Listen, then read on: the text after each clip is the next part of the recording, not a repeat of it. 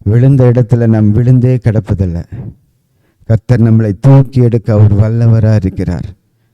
அந்த எங்கே நம்ம அவமானப்பட்டிருக்கோம், எந்த இடத்துல நம்ம நிந்தைகள் பெற்றோம், எந்த இடத்துல நம்ம கண்ணீர் வடித்தோம், எல்லாவற்றிலும் இயேசு கிறிஸ்து கூட இருந்தா அந்த இடத்துல எல்லாம் கண்ணீரை துடைக்கவும் உங்களை தூக்கி எடுக்கவும் அவர் வல்லவராக இருக்கிறார். சற்று சிந்தித்து பாருங்க. உங்கள் குடும்பத்தில் இப்படி ஏதோ ஒரு பிரச்சனைகள் இருக்கா, வியாதிகள் இருக்கா? நாங்கள் விழுந்தே கிடக்கிறோமே, அநேகர் எங்களை ஏசுகிறார்களே, அப்படி நல்லா வேதனைப்பட்டு கொண்டு இருக்கிறீங்களா? இந்த வேளையில் கர்த்தரை மாத்திரம் விசுவாசிங்க. அந்த மகன் எப்படி கர்த்தரை மாத்திரம் விசுவாசிச்சானோ அதுபோல் நீங்களும் இயேசு கிறிஸ்து மாத்திரம் விசுவாசித்து அவரிடத்தில் வரும்பொழுது, அவரை தேடி அவரை நம்பி வரும்பொழுது அவர் உங்களை விடுதலையாக்க வல்லவராக இருக்கிறார். 27 இயேசு அவன் கையை பிடித்து அவனை தூக்கினார், உடனே அவன் எழுந்திருந்தான். பார்த்தீங்களா? உடனே எழுந்திருக்கக்கூடிய வல்லமை அவரிடத்துல இருக்கு. அவர் கரத்தை பிடித்தா போதுங்க. நம்ம அவர் கரத்தை விட்டு எப்போ ஓடிடுவோம். ஆனால் அவர் ஒருபோதும் நம்முடைய கரத்தை விடுகிற தேவனா இல்லை. 28 பாருங்க. வீட்டில் அவர் பிரவேசிக்கும் பொழுது அவருடைய சீசர்கள் அதை துரத்திவிட எங்களால் ஏன் கூடாமல் போயிற்று என்று அவரிடத்தில் தனித்து கேட்டார்கள். அப்பொழுது இவ்வகையான பிசாசுகளை உபவாசத்தினாலும் 29 ஜெபத்தினாலும் மற்ற எந்த விதத்தினாலும் புறப்பட்டு போகாது என்றார். அதனால் நம்ம என்ன பண்ணணும்? முதலாவது விசுவாசம் வேணும். இயேசுனிடத்தில் போனால் விடுதலை கிடைக்கும் அப்படிங்கிற ஒரு நம்பிக்கை வேணும். இந்த விசுவாசம், நம்பிக்கை இதெல்லாம் இருந்தால் தான் என்ன கிடைக்கும்? விடுதலை கிடைக்கும். இப்போ அதே அதிகாரத்தில் 9ஆம் அதிகாரத்தில் 38 பாருங்கள். வேதத்தை திருப்பிக்குங்க. 9ஆம் மார்க் 9:38. இப்படி சீசர்களெல்லாம் தேவனோடு கூட அமர்ந்து பேசிக்கொண்டிருக்கும் பொழுது அப்பொழுது யோவான் அவரை நோக்கி, போதகரே, நம்மை பின்பற்றாத ஒருவன் உமது நாமத்தினாலே பிசாசுகளை துரத்துகிறதை கண்டோம். அவன் நம்மை பின்பற்றாதவனானதால் அவனை தடுத்தோம் என்றான். யோவான் சொல்கிறான் பாருங்க, இயேசு கிறிஸ்துவோட சீசர்களாக இல்லாமல் ஒருத்தர் இயேசுவினுடைய போதனைகளையும் இயேசு செய்த அற்புதங்களையும் கேள்விப்பட்டே அவனுக்குள்ள ஒரு விசுவாசம், பயங்கரமான விசுவாசம். அவருடைய நாமத்தை சொன்னால் பிசாசு ஓடுன்னு அவன் தெரிஞ்சிருக்கான். அப்படி நம்மளுக்குள்ள சில பேர் இருக்கீங்களா? இயேசுவின் நாமத்துக்கு மட்டும்தான் பிசாசானவன் நடுங்குவான். மற்றபடி நீங்கள் எந்த நாமம் சொன்னாலும் நடுங்கவே மாட்டான்.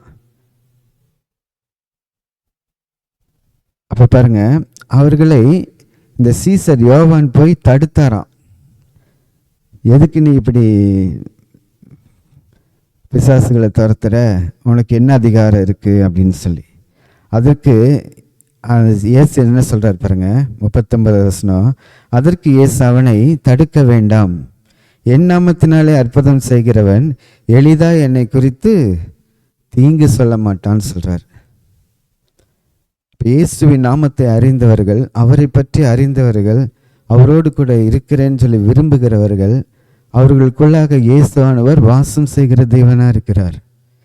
ஏன்னா இயேசுவின் நாமத்தை சொன்ன விடுதலை கிடைக்கும் அப்படின்னு அவன் அறிந்திருக்கான், விசுவாசிச்சிருக்கான், இயேசுவை பற்றி கேள்விப்பட்டிருக்கான். அவர் செய்த அற்புதங்கள் எல்லாம் அவன் அங்கங்கே கேள்விப்பட்டிருப்பான் காதில். அதனால தான் அவன் வல்லமையாக போய் ஒரு பிசாசையே என்ன பண்ணுறான்? இயேசுவின் நாமத்தில் துரத்துகிறவனாக இருக்கிறான். என்னோட வாழ்க்கையில் கூட எனக்கு வயிற்று வலி, பயங்கரமான வயிற்று வலி வரும். எப்படி அது நம்மளை உட்கார வச்சிரும், நிற்க முடியாது, சுருண்டு படுத்துருவேன். அப்போல்லாம் நான் போய் பாத்ரூமில் போய் உட்காந்துட்டு கூட முழங்கால் படிக்கிட்டு தண்ணீரை திராட்சரசமாக்கின என் தேவன் உயிரோடு கூட இருக்கிறீங்கன்னு சொல்லி அந்த தண்ணீரை ஜெபம் பண்ணி என் வயிற்றில் அப்படியே பூசி கர்த்தரின் நாமத்தினாலே இந்த வயிற்று வலி போகணும்னு சொல்லி ஜெபிப்பேன். அப்போது உடனே அந்த வயிற்று வலி போச்சு. இதுவரை அந்த வயிற்று வலி எனக்கு வரவே இல்லை. அதை நான் சில டாக்டர்கள் பேசும்பொழுது கேட்டிருக்கேன் டிவியில். அப்படி அந்த வலி வந்ததுன்னா கல் ஃபார்ம் ஆகிருக்குமாம்மா. ஆனால் கர்த்தர் எனக்கு அந்த அற்புதத்தை எந்த ஹாஸ்பிட்டலும் போகாமல் எதுவும் இல்லாமல் நானே ஜெபம் பண்ணி அந்த தண்ணீரை திராட்சரசமாக்கின தேவன் என்னோடு கூட இருந்து எனக்கு அந்த சுகத்தை கொடுத்தார். அதுபோல் நீங்களும் உங்களுடைய வீட்டில் தண்ணீரை கொண்டோ இல்லை எண்ணெயை கொண்டோ நீங்கள் ஜெபிச்சு உங்கள் வியாதிஸ்தர்களுக்கும் உங்கள் குடும்பத்தில் இருக்கிறவங்களுக்கும் உங்கள் அக்கம் பக்கத்தில் இருக்கிறவங்களுக்கும் உங்கள் உறவினர்களுக்கும் நீங்கள் ஜெபிக்கும் பொழுது விசுவாசம் உள்ள ஜெபம் பிணியாளியை ரட்சிக்கும்னு சொல்லியிருக்கு. அவன் என்ன பாவம் செய்தாலும் கர்த்தர் அவனை மன்னித்து தூக்கி எடுக்கிற தேவனாக இருக்கிறார். ஆமீன். இந்த செய்தியை கர்த்தர் தாமே ஆசீர்வதிப்பாராக. ஆமீன். நன்றி. ஜெபம் செய்வோம். மகா பரிசுத்தரை மகிமின் தேவனே, இந்த காலை வேளைக்காய் உம்மை துதிக்கிறோம், ஸ்தோத்திரிக்கிறோம் ராஜா. இந்த வசனங்களை இம்மட்டுமாய் கேட்ட இந்த பிள்ளைகளையும் இவர்கள் குடும்பங்களையும் ஆண்டவரே இவர்களுடைய வியாதிகளையும் இயேசு தாமே குணமாக்கும்படியாக நீர் கடந்து வந்து ஒவ்வொருத்தர் மேலும் உம்முடைய கரத்தை வைத்து அப்பா அவர்களை ஆசீர்வதித்து ஆண்டவரே அவர்கள் வியாதியை நீக்கி போடும்படியாய் ஜெபிக்கிறோம். விசுவாசம் உள்ள ஜெபம் பிணியாளியை ரட்சிக்கும் என்று சொல்லியிருக்கிறீர் ஆண்டவரே. இதோ இந்த குடும்பமும் விசுவாசத்தின் குடும்பமாய் மாறத்தக்கதாக கிருபை தாருங்க. நீர் அந்த குடும்பத்தில் வந்தால் ஆண்டவரே அவர்கள் உம்மை நம்பி வந்தால் நீர் விடுதலை செய்ய வல்லவராக இருக்கிறீங்கப்பா. கிறிஸ்து இயேசுவை நம்பின ஒருவரும் கெட்டு போவதில்லை ராஜா. அப்படியாக இதோ இந்த வேளையில் நம்பி இருக்கிற உம்முடைய பிள்ளைகளை நீர் ஆசீர்வதியும். அவர்களுடைய தேவைகளை சந்திங்க. அவருடைய கடன் பிரச்சனைகளை மாற்றுங்க, வியாதிகளை மாற்றுங்க. அவர்களை போக்கிலும் வரத்திலும் பாதுகாத்து கொள்ளுங்க. அவர்களுக்கு இன்னது தேவை என்று நீர் அறிந்திருக்கிறபடியால் அவர்களுக்கு எல்லாவற்றையும் கொடுத்து அவர்களை பரிபூர்ண ஆசீர்வாதத்தினால் ஆசீர்வதிக்க வேண்டுமாய் இயேசு கிறிஸ்துவின் நாமத்தில் கேட்கிறேன் பிதாவே. ஆமேன். உங்கள் அனைவரையும் கர்த்தர் தாமே ஆசீர்வதிப்பாராக. ஆமேன்.